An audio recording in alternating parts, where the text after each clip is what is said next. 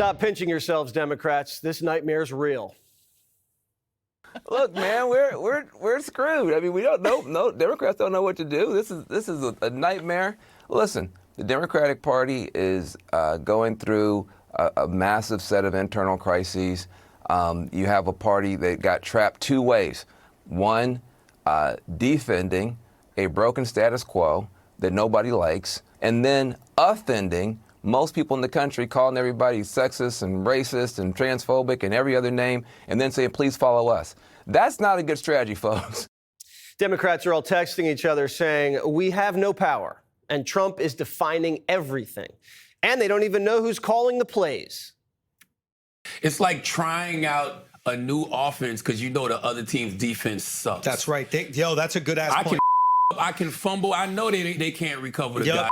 A great-ass point. I can try this person at this position. I can try this person at this position. We can just run through them because they don't have no They don't even have us. one person to be president. Not one. I saw Bill Maher say that the next Democratic ticket, I don't know if he was being funny, but he had a real whole breakdown about it during New Rules. What is that? John Fetterman and Pete Buttigieg. That ain't gonna do it, bruh. Now it's a free-for-all on the field. You got the Democrats showing up for Trump's address to both houses of Congress looking like damn fools, having videos where they dancing. You got to be kidding me. Trump didn't even have an opportunity to pass gas, and this man standing up protesting. Protesting what? He won the election. I'm on The View, and I got a bunch of ladies talking about there's no mandate, courtesy of Joy Behar. What mandate? Kamala Harris lost all the swing states. And then these people holding up their signs. These Democrats looking like damn fools. Republicans, you have them reeling. The Democrats are reeling. They are falling backwards. It's bad.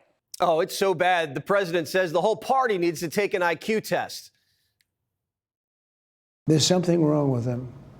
It's just something, I can't even believe it. I looked the other night, I made a speech.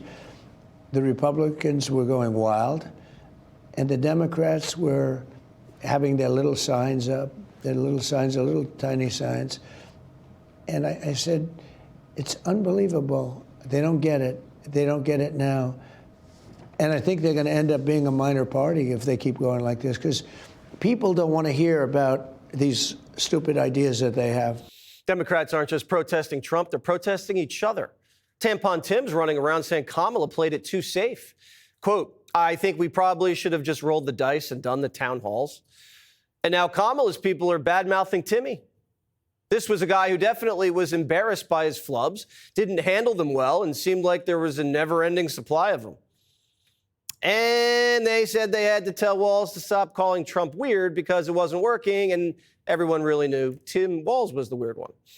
And we finally discovered what Michelle Obama wants to do besides attend inaugurations and funerals. Podcasts.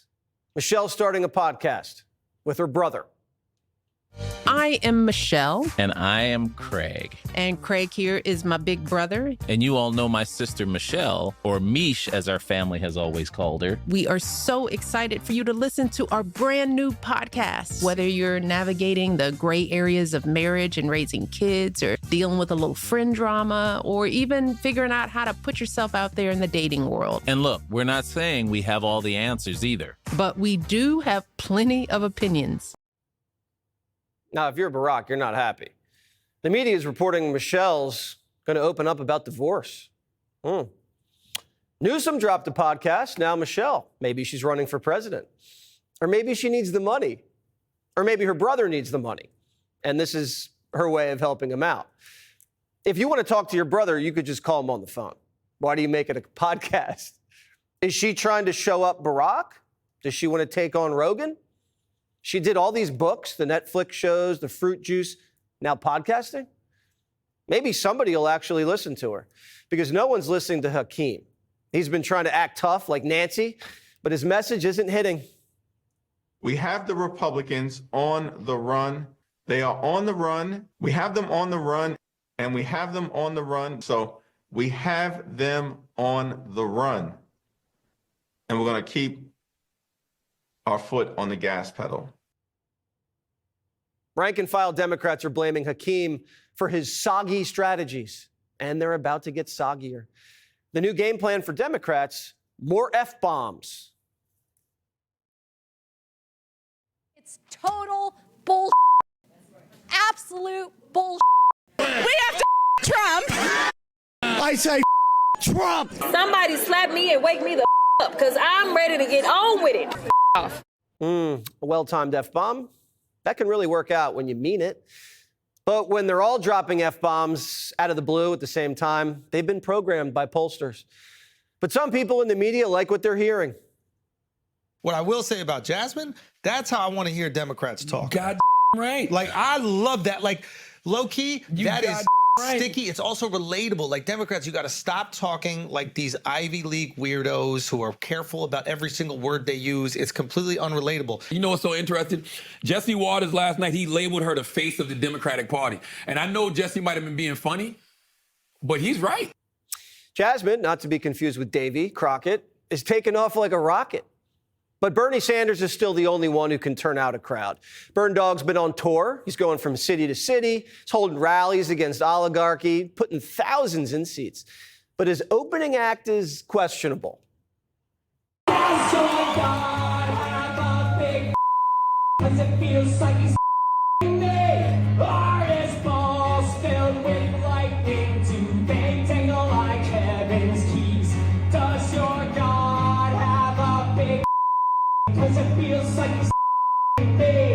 Does your God have a what?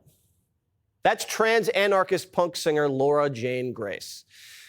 Remember the media made a stink about a comedian cracking a Puerto Rican joke before opening up for Trump at MSG? How is Bernie's opener not so much worse than that? Democrats said choose your fighter, and they picked a trans anarchist punk singer. Democrats seem happy watching their party get hijacked by activists. At New York City school board meeting the other day, trans activists stormed it and then did the Macarena. At the last meeting, you had Charles Love here, and he was trying to call out Gallup over there at the end of the table for his racism.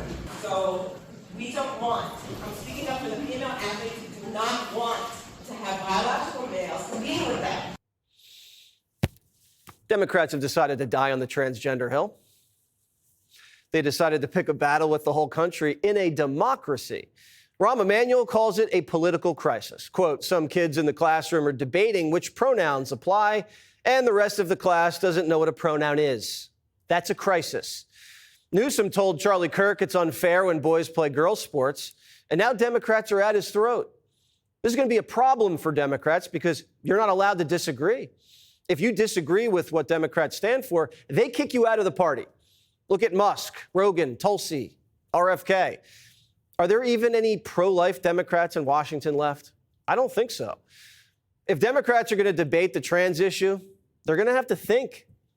That party's not designed to think. They're all about control. And once you let people think for themselves, you lose control. And then the machine loses power. And why would people put Democrats back in power? When they had it, they couldn't even build a reservoir or control the border, or build an electric car charger, or lock up criminals. But at least they can demolish a treehouse. We are out here today because the treehouse that I built with a carpenter friend 24 years ago is coming down.